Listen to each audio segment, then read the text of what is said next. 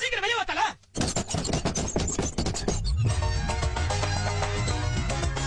என்னடா துண்டு சீட்டை கையில வச்சிருக்கிறேன்னு நினைக்காதீங்க. நம்ம துண்டு சீட்டு 10 கொஸ்டின் கேட்டிருக்கிறாரு. அந்த 10 கொஸ்டினுக்கு நானும் துண்டு சீட்டை வச்சு பதில் சொல்ல போறேன். அப்ப போகலாங்கிறீங்களா? வாங்க தம்பி வாங்க வாங்க. முதல் கேள்வி நம்ம துண்டு சீட்டு தலைவரோடது என்னன்னா, தமிழகத்துக்கு தர வேண்டிய 3458 கோடி ரூபாய் கல்வி நிதி எப்போது வரும்? ஆமாங்க, அந்த திட்டத்தை முழு மனசா ஏத்துக்கிட்டு கையெழுத்து போட்டு அப்புறம் பல்ட்டி அடிக்கிறது ஏன்? இந்திய அரசியல் அமைப்பு சட்ட நகலை எரித்து போராட்டம் நடத்துவேன்னு சொல்லிட்டு நீதிமன்றத்துல போய் நான் எரித்தது என் துணைவியார் ராசாத்தி அம்மையாருக்கு எழுதிய காதல் கடிதம் தான் வாய் கூசாம போய் சொன்ன கருணாநிதியோட வாரிசுக தானே நீங்க. அப்ப பல்ட்டி அடிச்சுக்க தான் செய்வீங்க. ரெண்டாவது கொஸ்டின், டீலிமிட்டேஷன்ல தமிழ்நாட்டின் தொகுதிகள் குறைக்கப்படாது அப்படிங்கிற உறுதிமொழி உங்க வாயிலிருந்து எப்ப வரும் அப்படின்னு கேட்டிருக்கிறாங்க. இந்த மாதிரி பகல் கனவெல்லாம் கண்டுட்டு பெணாத்திட்டு இருந்தா அதுக்கெல்லாம் என்ன செய்ய முடியும்? முதல்ல தொகுதி வரையறை வரட்டும், அப்புறம் அதுக்கப்புறம் அதை பத்தி பேசலாம். பகல்ல தூங்குற அளவுக்கு நீங்க வெட்டியா இருக்கிறீங்க அப்படிங்கறது இதுல இருந்து தெரிஞ்சுக்கலாம். தூங்கி விட்டேனாம், அதை பெரிய துக்கமாக பேசுகிறார். மூணாவது கொஸ்டின், பாஜகவின் முகவர் போல் செயல்படும் ஆளுநரின் அராஜகம் எப்போதும் முடிவுக்கு வரும்? சபாநாயகர் மாதிரி ஜால்ரா போட்டா அவர் உங்களுக்கு நல்லவர், உங்களோட அராஜகத்தையும் பித்தலாட்டத்தையும் தட்டி கேட்டா அவர் உங்களுக்கு பாஜகவோட முகவரா தெரிகிறாரு. உங்களோட அயோக்கியத்தனத்தை கண்டும் காணாம இருக்கிறதுக்கு அவர் என்ன உங்க கட்சி தொண்டரா? நாலாவது கொஸ்டின், தமிழ் பாசத்தில் தமிழர்களை மிஞ்சியதாய் காட்டிக்கொள்ளும் உங்கள் அரசிடமிருந்து தமிழுக்குரிய நிதி எப்போது வரும்? ஆனாலும் கோபாலபுரத்தில் தமிழ் பால் குடித்து வளர்ந்த உங்களின் தமிழ் பாசத்திற்கு ஈடாகுமா? போங்க முதல்வரே, முதலில் தமிழ்நாட்டில் 10வது 12வது பரீட்சை எழுதக்கூடிய எல்லா மாணவர்களும் முழுமையாக தமிழில் தேர்ச்சி பெறும் அளவுக்கு கல்வி தரத்தை கொடுங்கள். பிறகு வந்து பேசலாம் தமிழ் வளர்ச்சி பற்றி. அது எங்க இருக்கு? நெக்ஸ்ட்.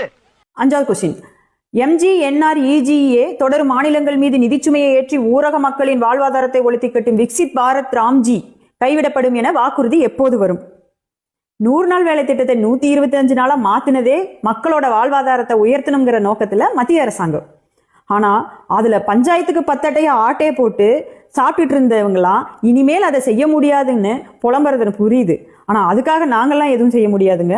இது என்ன பிரமாதம்? இதை விட பெசலைட் ஒண்ணு இருக்கு. ஆறாவது கொஸ்டின், 10 ஆண்டுகளாக இன்ச்சு இன்ச்சாக பாஜக அரசு இழைத்து வரும் மதுரை எய்ம்ஸ் எனும் 8வது உலக அதிசயம் எப்போது எங்கள் கண்முன் வரும்? ஏங்க, அது என்ன சென்னை மாநகராட்சி கக்குசா இல்ல கேளம்பாக்கம் பஸ் ஸ்டாண்டா? அவசர அவசரமா கட்டி அப்பா வேற வச்சு திறப்பு விழா பண்றதுக்கு எய்ம்ஸ் மருத்துவமனை கட்டுறதுக்கு வச்சிருந்த செங்கலை திருடிட்டு போன கூட்டம் தானே நீங்க? ஏழாவது கொஸ்டின், இயற்கை பேரிடருக்காக நாங்கள் கேட்ட நிவாரண தொகை எப்போதுதான் வரும்? ஆமாங்க, 4000 கோடி பேக்கேஜ்ல சென்னை மாநகரத்தையே நீச்சல் குளமா மாத்தி வச்சிருக்கிறது தானே உங்க திராவிடல் மாடல் அரசாங்கத்தோட சாதனை. எனக்கு தெரிஞ்சு தமிழ்நாட்டுக்கு ஆகப்பெரிய பேரிடரே உங்க திராவிட மாடல் ஆட்சி தான். இதுக்கு மக்களுக்கு நிவாரண தொகை யார் கொடுப்பாங்க பொம்மை முதல்வரே அப்படின்னு நான் கேட்கலங்க, மக்கள் கேட்கிறாங்க. எட்டாவது கொஸ்டின், ஒசூர் விமான நிலையம், கோவை மற்றும் மதுரை மெட்ரோ திட்டங்களுக்கான ஒப்புதல் எப்போது வரும்?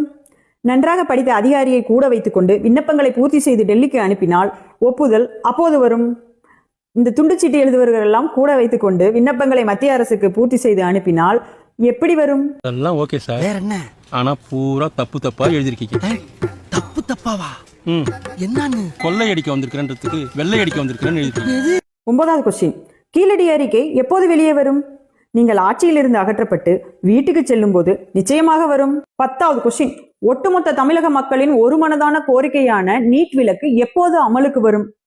நீங்க கல்வியை வியாபாரம் பண்றது எப்படிங்க ஒட்டுமொத்த தமிழக மக்களின் குரலாக மாற முடியும்?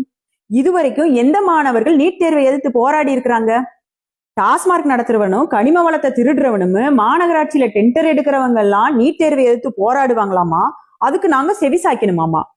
கருணாநிதிக்குமே உண்மைக்கும் என்ன சம்பந்தம்? கல்விக்கும் திமுகவுக்கும் என்னப்பா சம்பந்தம்?